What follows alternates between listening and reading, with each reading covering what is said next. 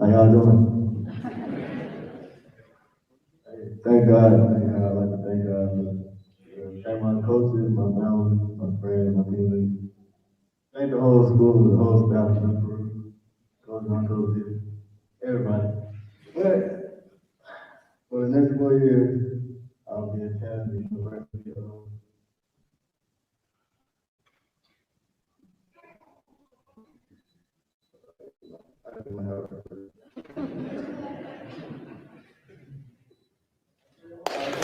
South Carolina.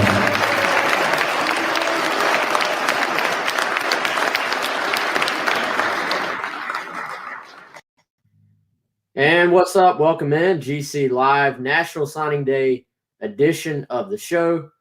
As always, we are brought to you by the fine folks at Mortgage Network here in Columbia and our good buddy Clint Hammond. Give Clint a shout, 803-771-6933, or just go online, clinthammond.com, or you can go to mortgagenetwork.com/Clint-Hammond. He is our presenting sponsor on National Signing Day and every other day here on GC Live. Happy National Signing Day Part 2, I guess we'll call it, to everybody out there. What's up to everybody in the chat? We are back at our sort of regular 2 o'clock time. It was our regular time during the season, and happy to talk a little bit of Gamecock football and some Gamecock football recruiting with you. I am Wes Mitchell.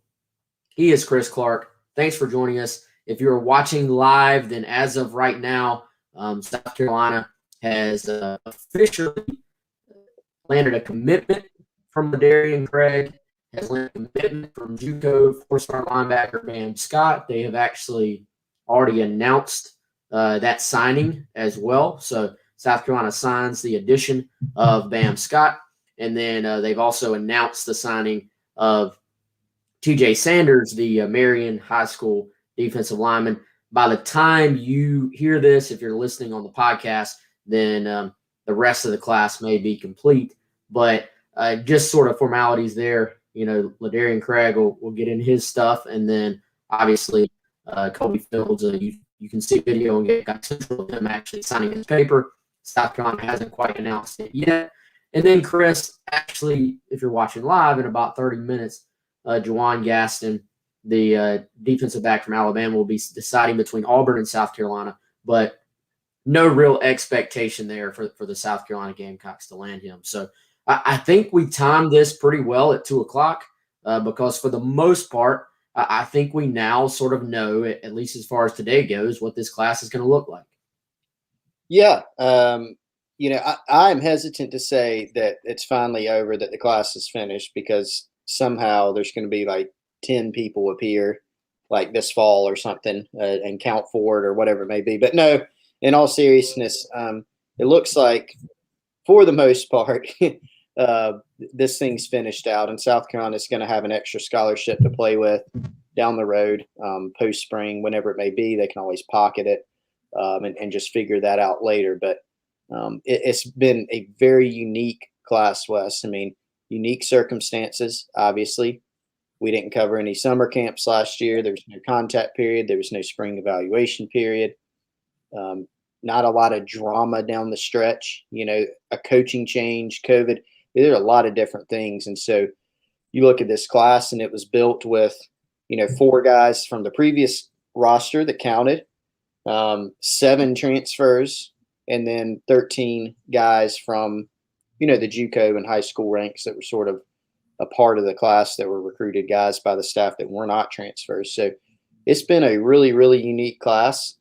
And there's been a lot of focus on, and it's accurate to say, if you look at a class ranking, a lot of people are saying, well, this is the lowest ranked class ever. Okay. It's also the first class ever where 11 of the 24 guys in the class came from either last year's roster or the transfer portal. That's also never happened. So in a little while, Wes, I'm actually going to effort calculating about where this class would be if you factored in recruiting rankings for the transfers. I'm going to do that. Not entirely fair exercise, because some of those guys have already played, and maybe they've overplayed their ranking or underplayed it or whatever you want to say. But I'm going to do that for the people, just to sort of give them that number. I got you. So here we are. Coming up shortly, we'll actually be talking live with TJ Sanders. We are efforting that. Hopefully, getting active here with him. Coming up shortly, and we'll actually hear from Colby Fields, who signed with South Carolina today as well. That interview is actually already in the pocket. I did it last night, but we'll play it for you here today. A kid that's very excited to officially join the South Carolina program. And I think Chris had one of the best masks that I've seen. If y'all can see that on your screen there, Gamecock on one side, Committed on the other.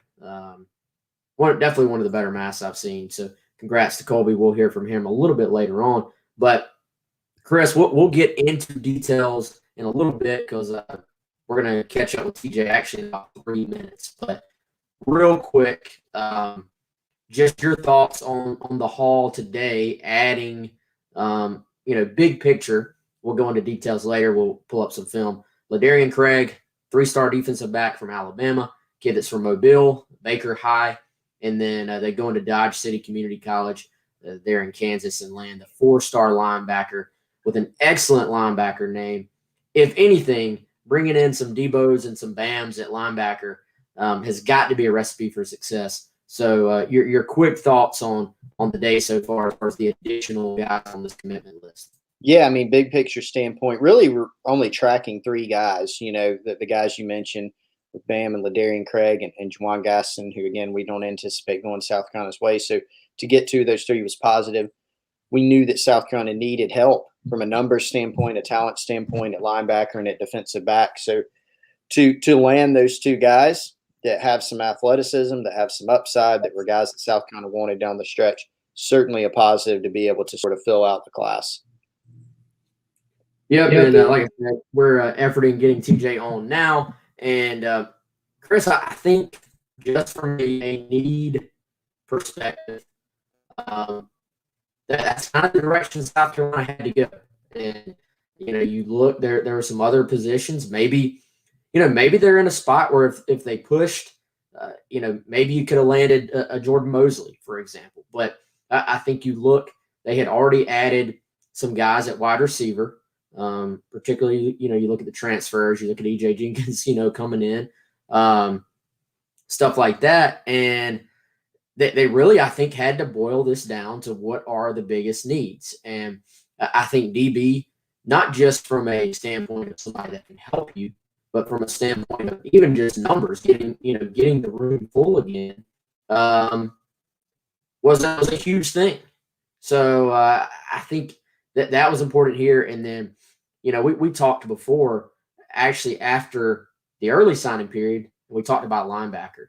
And I believe we even said, ideally, you might want to sort of run the gamut, so to speak, and bring in a high school guy, a JUCO guy, and a transfer guy. And that's exactly what South Carolina did. They get Colby Fields from New Orleans as the high school guy, Debo Williams. Now, not your – I don't know what a traditional transfer is in this day and age, but not your typical transfer in that he's not played yet. Most of your transfers have played some ball at the college level, but still you get resourceful there and go get a guy in Debo Williams, and then of course add Bam Scott today. So really they hit all 3 of their potential directions as far as adding guys to that linebacker room that we knew really I think once we knew Ernest Jones was gone, you're like, man, that went from being a need to being an even, bigger potential issue.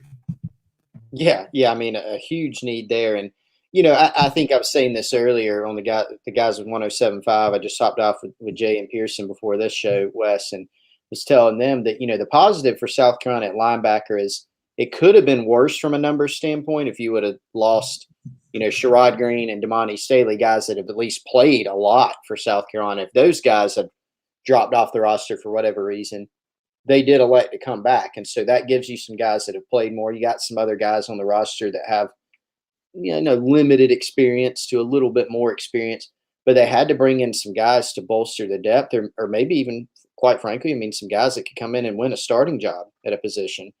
And so out of these 3, I think you look at Scott, a guy with some JUCO experience, Debo Williams, like you said, not your typical transfer, probably, a little bit more of a high school quote unquote player than anything, but a guy that is a little bit older and is going to be a little bit more advanced. And from what we've heard, has some talent and a tremendous work ethic. So that was really big for them to be able to not strike out, to go out there and identify some targets and to get them in the class.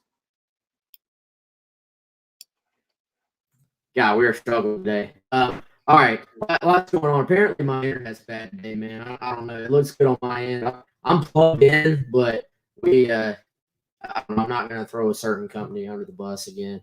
Already did that once, but apologize if it's bad. I don't know. I'm plugged in. I'm not on Wi-Fi. I don't really have any other options. So hopefully at this point, y'all can see us. Y'all can hear us well enough that you stick around. I'm still efforting getting TJ Sanders on here shortly. And then, of course, we're going to hear from Colby Fields as well. Colby Fields, by the way, as we're doing the show here, Chris, officially locked in. South Carolina announces his commitment, announces his signing, which, we knew was going to be the case. But obviously, that's just another check mark on the day for South Carolina to get him locked in. And a guy, I think they're high on. You look, his I talked to his trainer, AB, Albert Brock, out there in New Orleans, man, and he's incredibly high on this kid. Very athletic, believes he's an underrated guy that South Carolina was able to land. And, Chris, I think you look at this kid, and anybody that's going to vertical jump 37 inches, that's a huge sign of explosion. And, I think that's a great sign for the athleticism of this kid. Was at their training facility this past week, and there was about 50 other kids that participated in this little just sort of mini event they had, and he jumped them all. So very impressive sign of explosiveness there.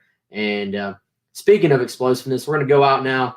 We got TJ Sanders joining us, brand new Gamecocks commit. Let's bring him in, see if he can hear us. TJ, what's up, man? What's up, man? How you doing? I'm good. Welcome in. This is TJ Sanders, Marion High School, 3-star defensive lineman there, but I got him as a 4-star, maybe even a future 5-star in my rankings, TJ. But what do you think, man? How does it feel today, locking it in, officially becoming a Gamecock, TJ? I mean, it's just something I dreamed of ever since I committed to the University of South Carolina. You know what I'm saying? Always been my number one choice ever since they were the first school to offer me. You know what I'm saying? Just being close to home, close to my family, SEC, you know what I'm saying? I'm living a dream right now. TJ, Chris Clark here. Thanks again for joining us, man. Congrats on making things official again. Tell us a little bit about, that transitional period. Obviously, South Carolina hiring Shane Beamer, going through some coaching changes on this staff, but just tell us what you've heard from Coach Beamer, Coach Lindsey, the defensive line coach there at South Carolina, and just sort of the relationships and bonds you began building with those guys. Well, me and Coach Lindsey talked just a couple of days ago. You know what I'm saying? He was just touching base, you know what I'm saying, telling me he just got to the city, got to Columbia and all that. And me and Coach Beamer, we just been, you know what I'm saying, staying in touch, you know what I'm saying, talk about how he'll use me on this team. And, you know what I'm saying, I can come in and have a big impact early. Yeah, let's talk a little bit about your background, man. I know you're a basketball guy, and I remember talking to one of your coaches there, and I believe at one point he told you, "Hey, man, if you get back on this football field, you're gonna play in college one day." So maybe give us the little backstory there. How'd you get back on the gridiron, and how's it feel to sort of just look back and think about that decision you made, and now it's paying off with you playing SEC football? Yeah, Coach Leo, his first year back at Marion was my first year back on the football field. You know what I'm saying? As soon as he seen me, he told me that, you know what I'm saying, if I stuck with it, college coaches would be calling me in the spring. And sure enough, that happened that same year. And then, you know what I'm saying, y'all know the story from there. My decision, you know what I'm saying, to come back out to play football, I can't even take all the credit. It was on one of my close friends, man.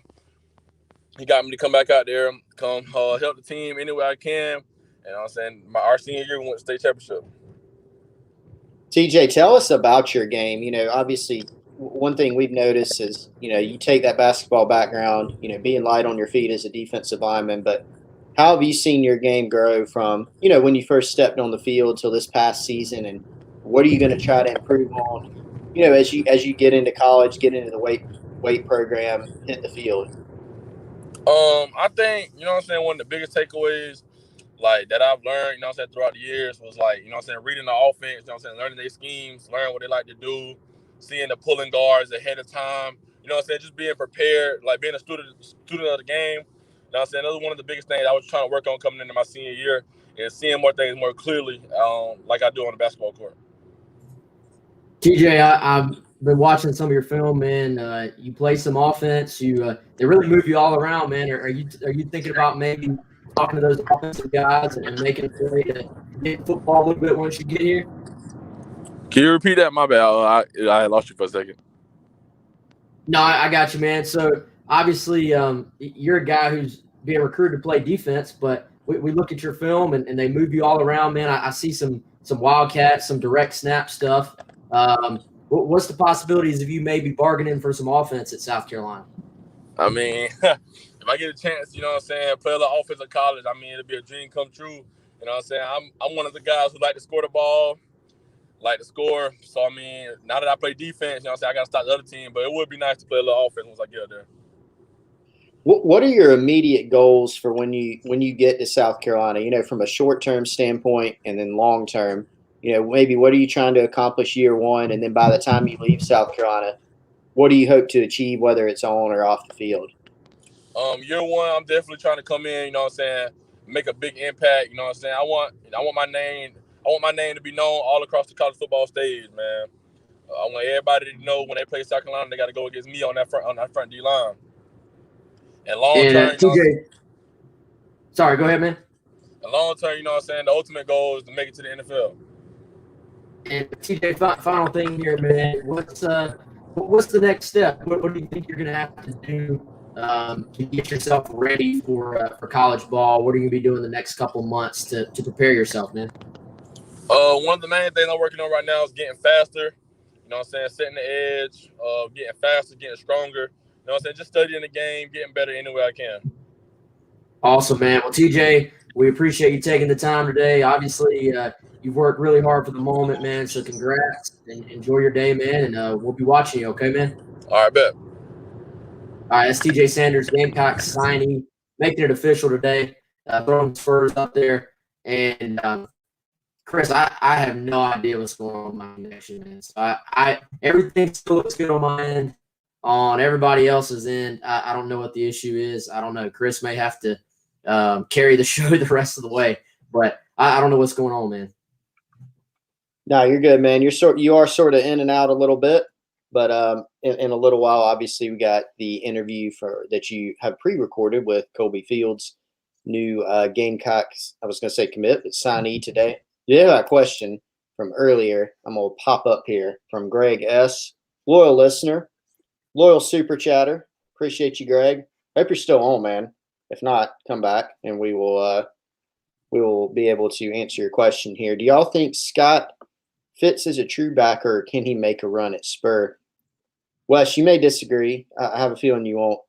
I think Scott's a true linebacker. Whether or not he's more of a Mike backer or a Will backer, not quite sure yet. That is a question I have. Where do these guys fit between, Fields, Scott, Debo Williams, sort of where do they fit within that scheme that Clayton White's going to run? Obviously, a lot of teams, including him, are going to be, basing or playing a lot out of that nickel, out of the 4-2-5. And so for my understanding is, at least at Western Kentucky, that fifth DB spot was more of a DB type than, say, more of a linebacker type, for instance. So I think when you look at not Debo Williams, when you look at Bam Scott, he's a 6'3", 6'4" kid, who has, plenty of room to add weight. And I think certainly he's going to be a guy that is going to project as a linebacker, will probably get even bigger and fits better as more of that true linebacker type. Yeah, so let's I tell you what, y'all, let's go out to the film, since that's the topic of conversation. We'll see if you guys can actually watch this, or it's going to be blurry. It'll just be the way the day is going, if it is. But Chris, when you texted me I think that was maybe yesterday, man. And you said, hey, I watched, I sort of dove into the film on Bam Scott. And you were like, I like it. This kid's pretty good. I think the thing that stands out to me, I think the reason why I've seen somebody on one of the message boards mention Spur as well. I think the reason why you see that mention is you look and you're like, man, this kid can move for someone as big as he is, and he hustles. A lot of his tackles are where there's been like a big play down the field, and he's coming from his side of the field all the way to the other side, chasing somebody down, saving a touchdown. So basically, he's a guy that can run sideline to sideline. Now, ideally, you look at him and you're like, this could be if it works out, this could be a true SEC linebacker for South Carolina. And what I say in that is someone that you think of, when you think of an SEC guy, someone that can, get into that maybe 225, 230 pound range, but still has the speed, the athleticism to run sideline to sideline. Physically, I think when you just look what this kid's skill set is, I think he can do all those things. And you're probably putting him at a little bit of a disadvantage to put him out there at like a spur, nickel, whatever it's going to be called in this defense. Whereas if he can play in the box but still bring that type of athleticism, I think his athleticism probably plays up, so to speak, at a linebacker spot where, he's going to be bigger than most of the guys he's across from if you're playing at like a spur type position. Oops, I accidentally muted myself that time, clicked a button. So when you watch him on film, the first thing that jumps out is he looks big. He looks like he's got length and a frame where you go, this guy could pack on some more weight.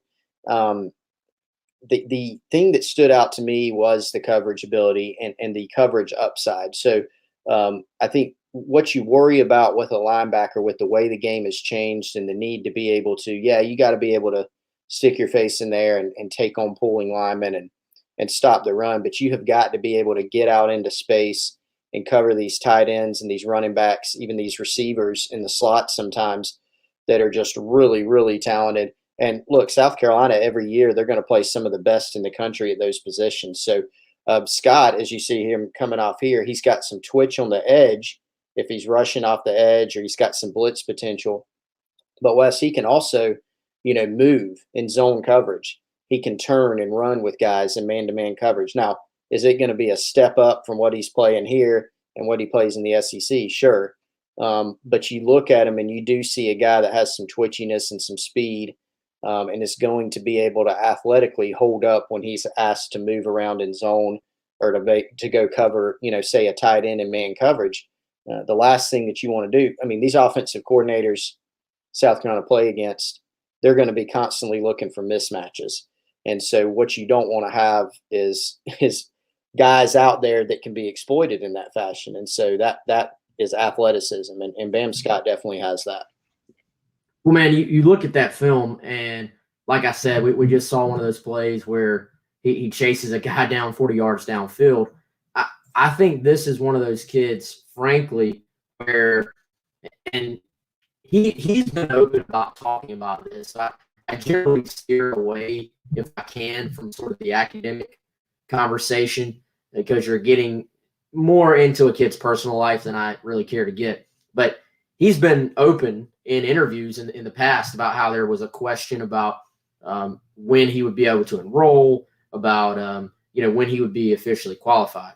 Well, when I look at that film, I don't really feel like there's anything missing physically. I think this is a kid who probably would have been a much more highly recruited JUCO linebacker prospect if that sort of academic part wasn't hanging over his head a little bit, as far as because schools are more and more, I would say, prone not to take a guy because you don't want to lose that initial counter scholarship.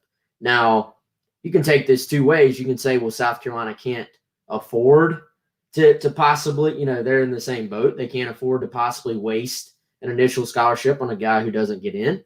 The other side of that is, though, they're going to have to, at this point in their sort of rebuild, they're going to have to be resourceful. And maybe you make the argument they're going to have to take some chances. So maybe if you're a little more solid program right now, you're not in the rebuild part, you might say, no, we're going to just pass here. If you're South Carolina, you take the chance, and if everything works out and he gets in, then you may have been able to find somebody who can come in here and make a real immediate impact for South Carolina. Well, and the other part of it is, South Carolina took the approach on this late signing day, Wes, of not that they don't need these guys. They do. I mean, any potential impact prospect is a need, right? But South Carolina was not going to, we talked about this before, they weren't going to fill up the class with bodies. They did not come into today saying, got to sign 4 guys no matter what, any position or these certain positions. I mean, he didn't take that approach. The approach was, by the past couple days, last weeks or so, it sort of got narrowed down to here are the 3 guys, right? And if South Carolina goes 3 for 3, great. If somehow they struck out, which was never expected, but if they struck out somehow, okay, move on to the next thing. Unless some surprise came up, we didn't anticipate South Carolina just reaching all over the place just to try to fill the class up. So that's why, as you said, Wes, you can go ahead and, sign Bam Scott, and certainly hope that business gets taken care of there. He's made a lot of strides in that category and is going to have a good chance of eventually getting in. But, I think there's that. And I agree with your point on, the junior college thing. This has been obviously a unique cycle. So junior colleges and high school seniors alike who needed their senior seasons, they needed, the evaluation period. They needed all those different things to draw some more looks. I mean, that's big for JUCO recruiting. It's big for unsigned or uncommitted senior types that are looking to get more recruiting interest. Without that, it becomes tougher. And that's why we've seen, South Carolina, for instance, instead of potentially reaching on, say, 5 to 7 high school seniors that they haven't had a chance to see in camp with a new staff, they said, let's go get these guys out of the transfer portal. And it makes sense for South Carolina. But what that has done at some places, it's left some JUCO guys or some high school seniors sort of out in the cold a little bit. And so Bam Scott, because he's a JUCO guy whose season was pushed to the spring, and for those other reasons you mentioned, probably flew under the radar a little bit, not from a ranking standpoint, but from an offer standpoint. From a ranking standpoint, a 4-star guy on Rivals.com. So obviously the guys here have been impressed with him and been impressed with what he can do. So I think you could look back and say that's a really important pickup for South Carolina. And I will say this, you mentioned it earlier, getting back, I think the guy you circle on this current roster, if we're talking linebackers and we're talking this coming season, I circle Sherrod Green. And I say, this is a kid. I mean, Chris, you will remember they were as high on this kid when they signed him as about any linebacker that they've signed. I think had an outstanding camp day at South Carolina, has really flashed potential at times, and then has dealt with injuries. Obviously played very well as a true junior when he was playing that Sam backer spot as like the 3rd backer on the field. Had high expectations last year, then got hurt. You certainly hope for his sake that he can come back healthy this year. But he's the guy I circle. But I do think adding someone like Bam Scott, adding someone like Debo Williams, who, dude, I think will agree. The early feedback, at least as far as the work ethic and the leadership and just being the right type of teammate, right type of off-the-field player, right type of weight room guy, it's been very positive on Debo Williams. So that's a spot you at least feel pretty, you feel pretty good about that they've helped themselves. We'll see how much they've helped themselves, I guess, is probably the most accurate way to say it. The other position, cornerback, we knew they needed to add at DB. LaDarian Craig, as we said earlier in the show, commits to South Carolina. Chris, I think, again, it goes back to trying to be resourceful, trying to find guys late. And this is a kid that Mississippi State was also in on late, that Oregon State got in on late. And then you look at, obviously, Auburn sniffing around a little bit late as well. Anytime you got kids that are long and can run, I think you're willing to take a shot on them.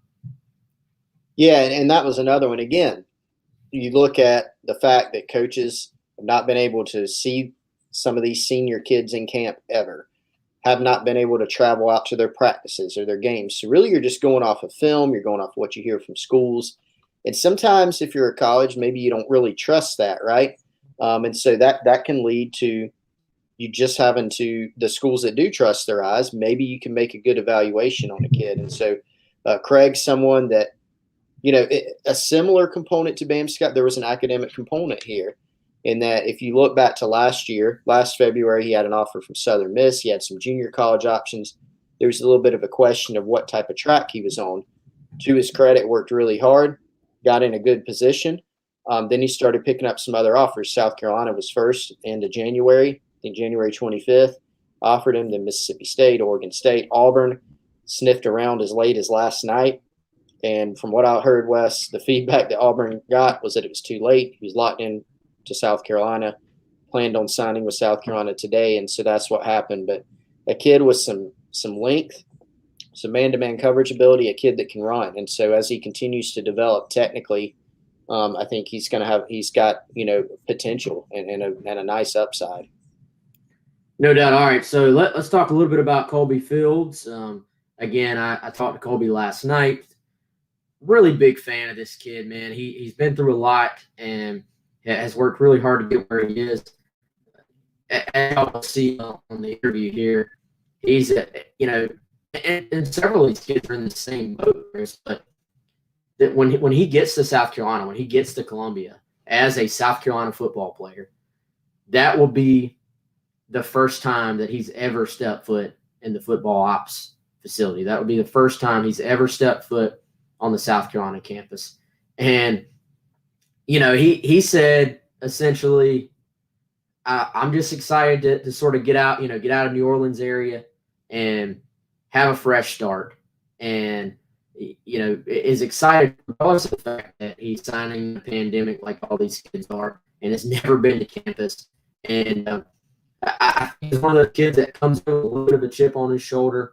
And I don't know if you necessarily put him on that track to say, hey, South Carolina needs this guy to play early, needs this guy to step right up in and play. But I do think just from an athleticism standpoint that this is another kid, to steal your phrase, that there's a lot to like about. Yeah, and you mentioned Sherrod Green earlier, and some people asked me earlier today about like a profile. I'm not saying they're the same player, but like from a size standpoint, I think there's some similarities. I mean, neither's this big 6'3", hulking guy. But when you look at Fields, I think he's got versatility. He can run, he can cover, he can move. I think when you look at him, what is he listed at, West? 6'1", 210, I think is what Rivals has him listed at. And so on film, you look at him and he really can move all over the field. It's going to be interesting to see sort of where he slots within Clayton White's scheme, new defensive coordinator. But yeah, I do agree with you to go back to that phrase, a lot to like in that, he can hold up physically, but he, in the run game, but he can cover, he can blitz. And I think he can move around a lot and looks like a really smart player on the field. And on that note, Chris, how about we just go on out to our interview with him? What do you think about that, man? Let's do it. All right, we're gonna go out now. Hopefully, my internet that's being held together by duct tape and being powered by 2 hamster wheels over here in the office. Hopefully, it can hang in there, and you can actually hear and see this interview. But I had a great time talking to Colby Fields, one of my favorite kids in this class. Just getting to know him a little bit. So here he is. This is South Carolina, officially a South Carolina signee, committed to South Carolina last month. New Orleans area linebacker Colby Fields. On signing day, joined now. He's got a big grin on his face. It's Colby Fields. Colby, long time coming, man. Lots of hard work. Just tell me, how does it feel to make it official? You're a Gamecock. You're signing that paper. What's going through your head this week, man, as National Signing Day hits? it felt like a dream, coming up, I watched everybody else sign before me. Like I watched Leonard Fournette, all those guys sign on TV, and now that I'm actually doing it, it's kind of crazy. So like, it's everything that a kid like dreamed of is growing up. That's awesome, man. Obviously, congrats. You worked hard to get to this point. So let's talk a little bit about the recruiting process. I know I talked to you, I think it was the very night that you had talked to Shane Beamer and they had offered. And you were like, man, I must have thanked Coach Beamer 40 times after they offered. You seemed like really excited about that offer. I had a feeling at the time you were probably going to be a Gamecock. But what was it like sort of being recruited by South Carolina? What was it about them that has led you to commit to them and now to sign with them this week? All right, so for one, it's the first SEC school who put their trust into me. That's a big thing because that's the first school to actually believe that you could play at that level.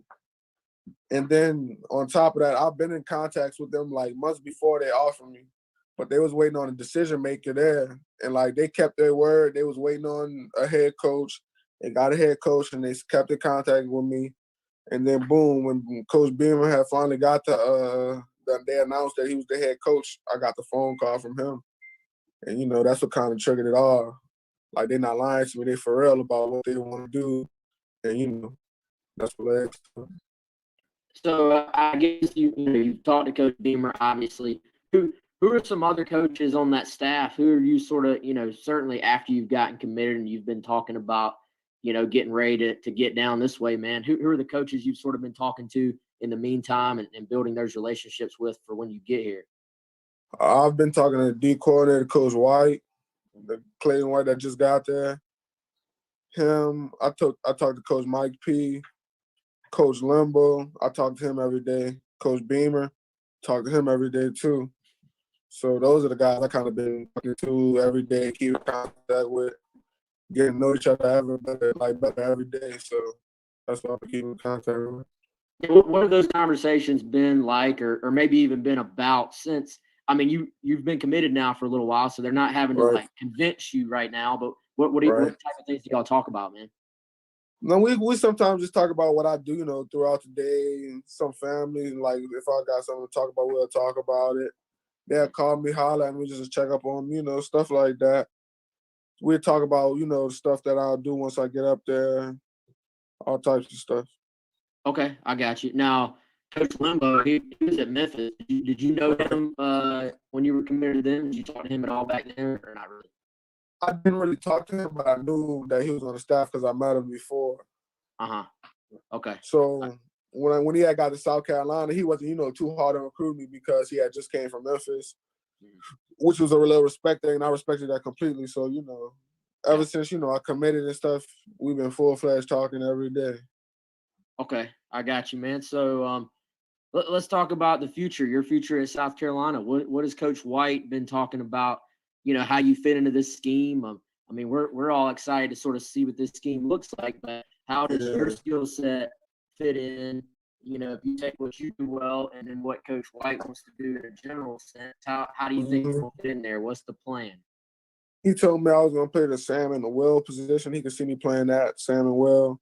I'll be blitzing a lot, you know what I mean? And I got a good covering ability, so like my versatility helped me get on the field. So that's what we're just looking forward to, I don't want to say too early. I'm gonna just let my work play, my work and my grind show itself when I get there. Yeah, speaking of the grind, man, I know you've been working there with Coach AB Albert Brock. He speaks very highly of you, man. I see you smiling about him. Yeah, that's my dog. What has he meant just to your progress in your life on and off the field, man? Man, I've been training with AB since 9th grade. Yeah, AB, every year I feel like I didn't progress in a new aspect every year I trained with him. So I started off with, I don't know, just AB, he's that guy. Just know that. That's all. Like he's everything for sure. Now, did I see something on Twitter? Was this like what 37-inch, 38-inch vertical, something like that? Yeah, I jumped to 37. 37. Yeah. Is that the highest you've gotten before? You think? Yeah, that's the highest I've gotten before. Yeah, I jumped the highest at the little competition thing. It was out of like 50 guys too, 50, 60 guys. And Okay. they were some good athletes too. So Yeah, that's a great sign of explosiveness, man. If you can, anybody that can jump that high, it means they're pretty dang explosive. What are that's some of your AD. other? You got any other bragging points? You know, in the gym, you got a 40-yard dash you can share, or any of that stuff, man? I mean, I'm a linebacker and I run a 4.5. I don't know if too many other linebackers could do that. So I don't really like to brag too much. I just like to work. Well, it's not bragging if I ask you. You know, you didn't It's all bring it good, up. man. So, Yeah. all right, man. So, the big day is here. Then, you know, it's time to get to Columbia and get to work. What's the process moving forward these next, you know, few months? What are you going to be focused on as far as just getting yourself mentally and physically ready, man? I'm really gonna be doing the same thing. I work out 6 times out the week, so just continue to build more muscle, get faster, stronger, more explosive. I should be jumping to 40 by the time I go there, and I should be at least running a 4.4, a high 4.4. So I'm just gonna continue to build on my craft and get ready to perform in front of the Gamecock Nation. I got you, man. What's the height and weight at these days? I'm 6'1". I weighed in at 212. Like Okay. 4 days ago, and I was before, y'all might not notice, I was 205 pounds.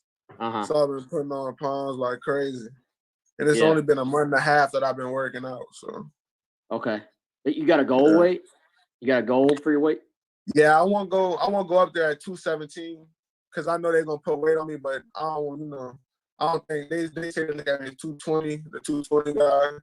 I can run. Yeah. So I'm gonna just go up to 217, so they really don't have to do too much. I'm coming ready. Yeah. So, man, you're gonna be a part of a recruiting class. It's probably never been done like this before, where everything's virtual. You know, I don't know if you've even been in the facility. That might be the first time you're walking in the facility when you're doing a Gamecock. What's that like to just, I mean, to have to go through this process without being able to take visits, and now at least you know that the process is over and you're gonna be playing some SEC ball, man. I mean, I ain't lying. I'm not tripping. I'm getting out of going to see something new. I like to experience new things. So, I'm looking forward to stepping on the campus for the first time, starting a new fresh page, start off clean. Yeah. Let's just making my name for myself somewhere else. And that's gonna be in Columbia, South Carolina. Well, what are you most excited about this journey you got coming up? What's the one thing you're most excited about? Is there anything you can pinpoint? A fresh start, somewhere new. Yeah. You see the same stuff down here. I just want to get somewhere new. I feel like I didn't earn my respect down here. So I feel like I need to earn it somewhere else now. So like that just me keep wanting to get better and keep wanting to earn more respect and get on the national level. So Definitely, man. And you'll have that chance, obviously. So final question, what's your final message for the Gamecock fans? They're gonna be watching this or listening to this. What do they have coming to Columbia? What's your message to them, man? all I gotta say is they got a savage coming. That's it. All right. That's a savage. You see him. That's Colby Fields, Gamecock signee as of Wednesday this week. He's smiling. Sir. He's excited, and we're excited. Hey, appreciate the time, man. Appreciate your interviews during the process, and congrats on the success, man. Obviously, I appreciate it. You deserve it, and we'll talk to you soon, okay, man? Yes, sir.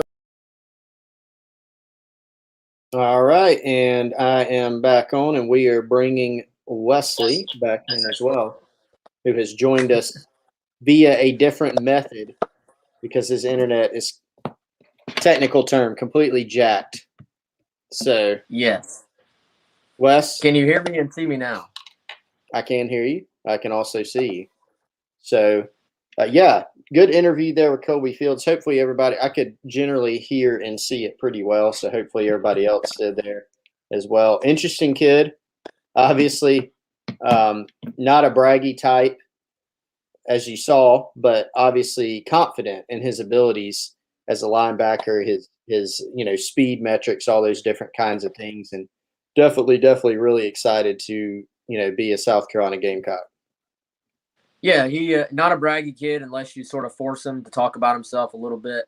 Like you said, he's not lacking confidence at all. But a kid that as I said, I think South Carolina's high on him. I know his trainer there in New Orleans is high on him, and a kid that once he got that SEC offer, Chris, he just jumped at it. I mean, you could tell. Like I said in the interview, the day or the night he got offered by Beamer. He was pumped, and he didn't say, "Hey, I'm going to flip." At the time, he was committed to Memphis, but you could just tell talking to him that this was probably over, that he was going to be a Gamecock. So I think it was a pretty easy decision for him, and we'll see how he can fit into that linebacker room for South Carolina. Yeah, and during that interview, you gave a little bit of insight into a question that I had even asked, or sort of wondered about aloud to you earlier in the show, and just how does he fit in? And mentioned him playing that will position, or maybe the Sam position in that three-backer set, and I think that makes a lot of sense. And sort of what now different defensive scheme, but obviously a will backer is generally sort of a will backer, Sam backer generally sort of a Sam backer. Even with two different schemes, and so that's what Sherrod Green has played for South Carolina. So mentioned that the skill sets there in terms of the size, maybe some similarities there. So interesting additions, obviously at linebacker. Where do we take this next, Wes? Greg is in the chat, right? And so, Wes, have you gotten an answer yet to our bet with Greg on EJ Jenkins? Oh, and I was about to say I can't see the chat at all. So I tell you, here's the thing: we don't have an official. Greg sent me a tweet of a link to an old profile of EJ Jenkins in high school, and that, first of all, Greg, that ain't gonna do it. That's not gonna fly. We've been told at least 6'7". Now, I will admit we're not trying to sort of play the system here. That's not we're not going to claim that as an official height, right? Now, I've got to think, Chris, here in an hour or so, South Carolina is going to officially announce their signing class, and I'll be curious to see if the transfers, I'm assuming the transfers will be on there. So we may actually have an official roster style height and weight for EJ Jenkins.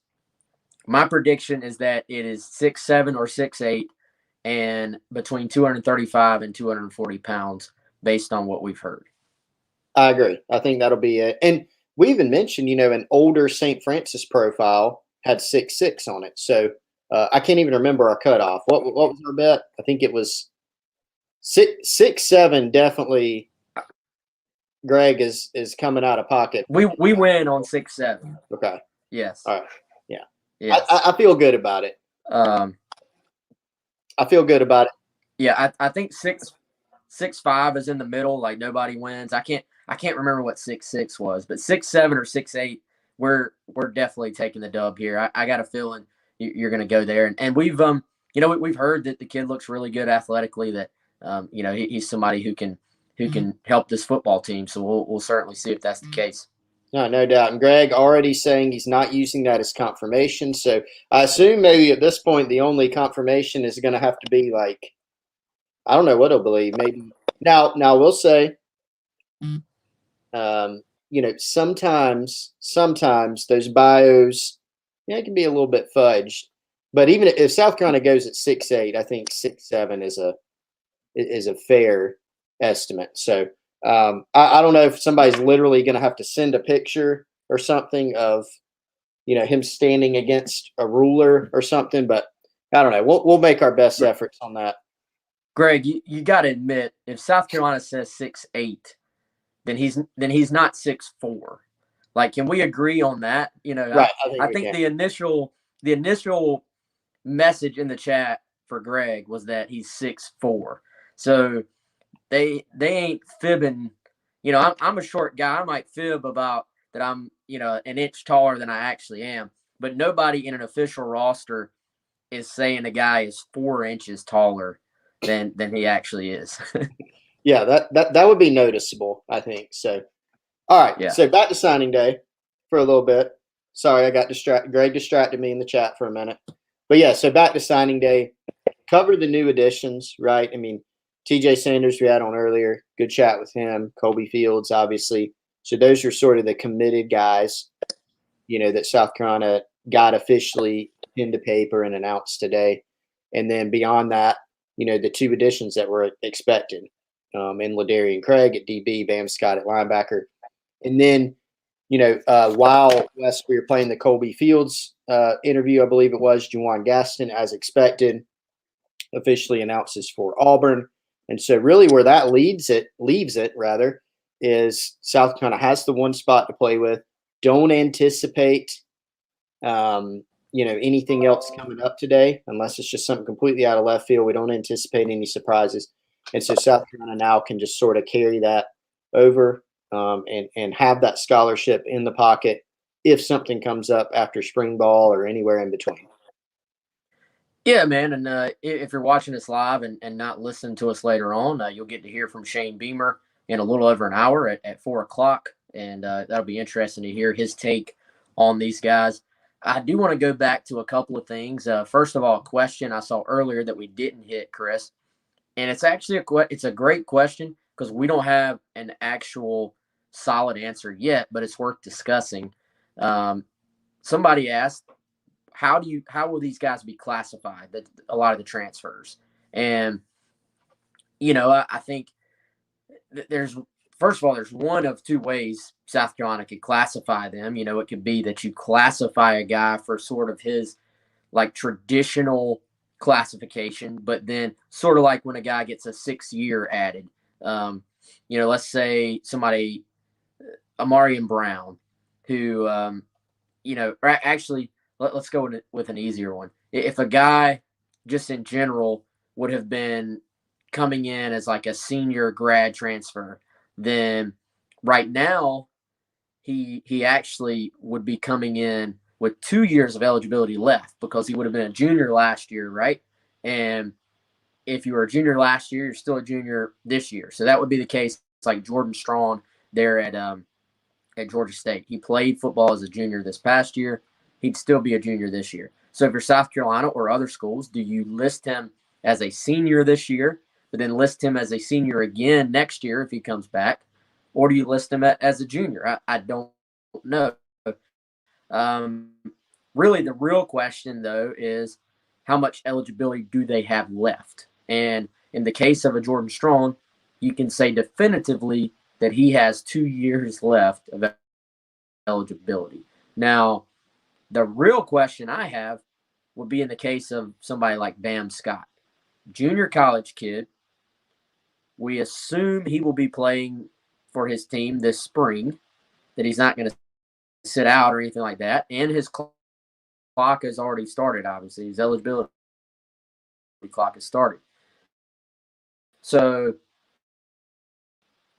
has the NCAA effectively and officially said your eligibility does not count? I would assume it's not going to count there either, and that Bam Scott comes in with 3 years of eligibility remaining. That's to me what makes most sense. That's to me what is best for the kids, but we'll see if that actually officially ends up being the case. Yeah, and that's the question we don't have solved. Obviously, like you said, the junior college, the NJCAA, sorry, I always get that back, mixed up, which basically the governing body over junior college ball, moved everybody's season to the spring. And so, the hope certainly, but Bam Scott is still enrolled there, still taking classes, still working on academics. So most likely it looks like he'll be playing some games this spring, Dodge City out in Kansas. And so that would use that eligibility under this current ruling. Now what they'll do, we don't really know. There's a few things that the NCAA has not completely clarified yet. The 25 initial counters were not changed. That went unchanged. But, one thing that we don't know is, what type of relief, if any more, is the NCAA going to grant? They they allowed seniors to come back, and not count towards guys that were seniors last year can come back, get the free year, and not count towards the scholarship limit. But beyond that, we don't really know, if there's anything additional that's going to be added to that. We haven't gotten any guidance on that yet. So still some questions to be answered there. But yeah, as far as how these guys are going to be classified, right there with you, Wes, just whatever they were last season is, for all intents and purposes, what they'll be this year. Just now, how are they listed? That's always something that you can sort of, fudge or list differently just based on where a kid is academically. Greg, go ahead, Wes. No, go ahead, man. We can take a question. Greg said he'll be happy to pay for a sub if they list his official height at 6'7". We're going to list it whatever South Carolina listed as. That's how we go with our roster. And you're also backing off the bet now, Greg. You are paying for a sub if you lose the bet. We are paying for it out of Wes's pocket if we lose. And Michael Snyder, thank you very much. The subscription is worth the price if you like the show. Y'all come on over to GamecockCentral.com.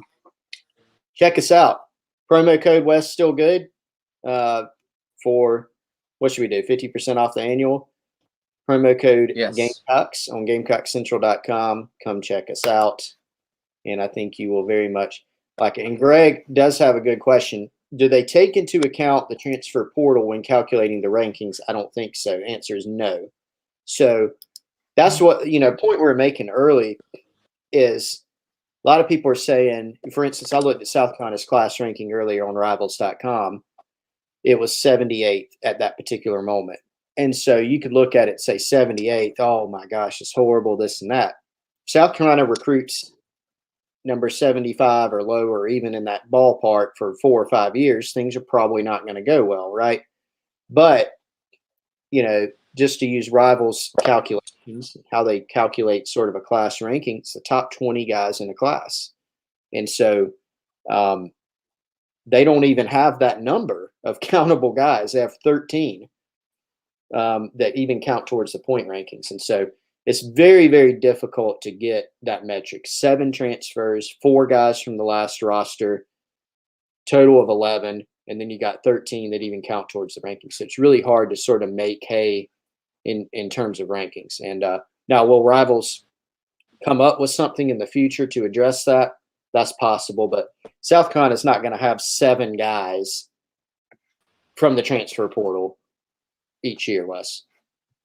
Yeah, I'm just gonna say I have no idea anything that you just said because my connection went out again. But I believe it was something about the transfer portal, and my take on that is that, and as I'm sure you probably said, they don't count. But eventually, I think as an industry, we're gonna have to find a way to sort of try and quantify what transfer guys mean to a roster, because clearly the point of recruiting rankings were to sort of try, even if it's imperfect, to measure whether a team's getting better or worse, right? What type of talent they're bringing in. So if a guy transfers in, it's probably not accurate just to take their initial ranking from high school because A, we've learned more information. B, if a guy's transferring, that ranking was probably off a little bit in that.